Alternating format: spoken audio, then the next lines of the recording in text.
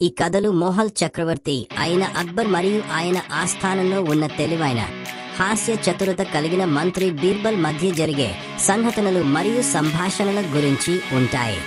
ఈ కథల యొక్క ముఖ్య అంశాలు: తెలివితేటలు.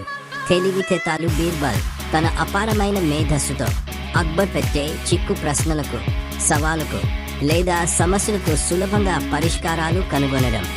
హాస్యం ఈ కథల్లో సరదాగా నవ్వు తెప్పించే సన్నివేశాలు చాలా ఉంటాయి. నీతి ప్రతి కథ చివరిలో ఒక మంచి నీతి లేదా జీవితానికి సంబంధించిన గుణపాఠం ఉంటుంది.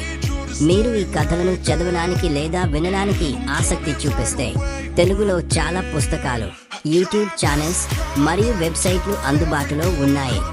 ఉదాహరణకు, ఒక ప్రసిద్ధ కథ కాకి లెక్కలు కాకుల సంఖ్య. ఒకసారి అక్బర్ చక్రవర్తి బీర్బల్ను తమ రాజ్యంలో ఎన్ని కాకులు ఉన్నాయో లెక్కించి చెప్పమని అడుగుతారు.